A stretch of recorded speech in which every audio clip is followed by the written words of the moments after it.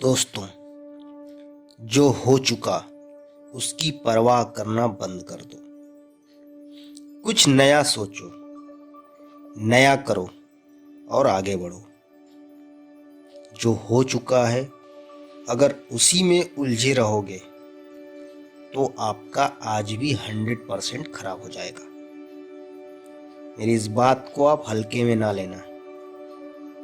आप इतने समझदार हैं कि आपको मेरी इस बात को अच्छे से समझ में आए।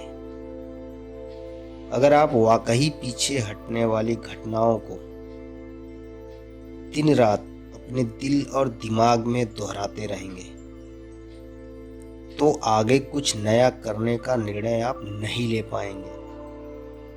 जानते हैं ऐसा क्यों होता है?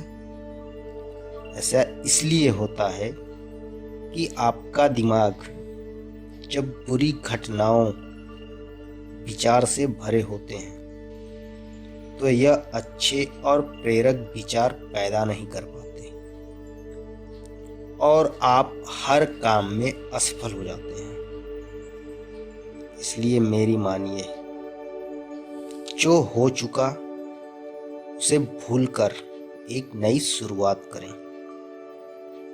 मान लीजिए एक कमरे में किताबों का एक बड़ा ढेर लगा है और आपको एक विशेष किताब का नाम बताया जाए और उस किताब को उस कमरे में लगे ढेर में से ढूंढ के निकालने को कहा जाए, तो आपको कितना समय लगेगा? मुझे लगता है शायद आप ढूंढ भी ना पाए। लेकिन उन्हीं किताबों को बुक शेल्फ में रख दिया जाए और आपको उस विशेष नाम वाली किताब को ढूंढने में कितना समय लगेगा?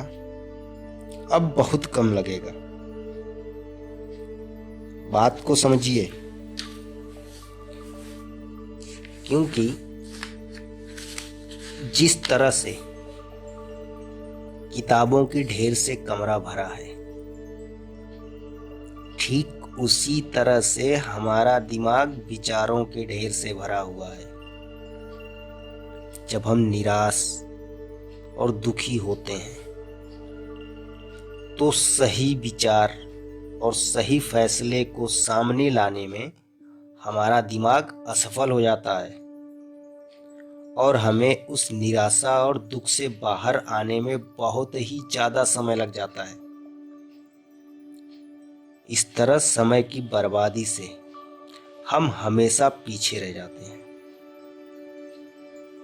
दोस्तों, अगर आप अपने विचारों के ढेर को बुक शेल्फ की तरह दिमाग में रखें तो किसी भी परेशानी में हमारा दिमाग सही विचार और सही फैसले सही समय पर हमारे सामने लाकर रख देता है।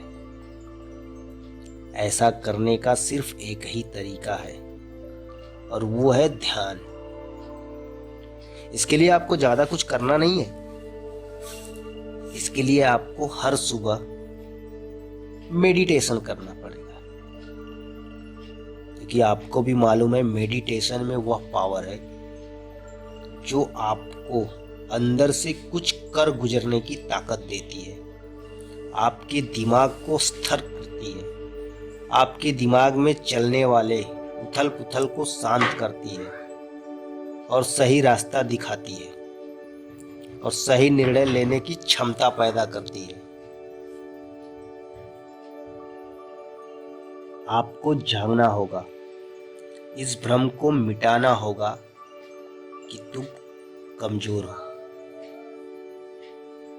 तुम कभी न मरने वाला आत्मा हो। तत्व तुम्हारा सेवक है, तुम तत्व के सेवक नहीं हो। यदि आपकी परिस्थितियों पर अच्छी पकड़ है तो जहर उगलने वाला भी आपका कुछ नहीं बिगाड़ सकता। शिक्षा क्या है? क्या यह किताबों से मिलने वाली विद्या है? नहीं, शिक्षा ज्ञान है, जिस संयम के द्वारा इच्छा शक्ति का प्रवाह और विकास बस में लाया जाता है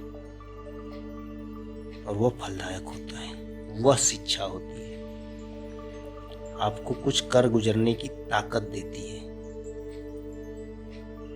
नमस्कार।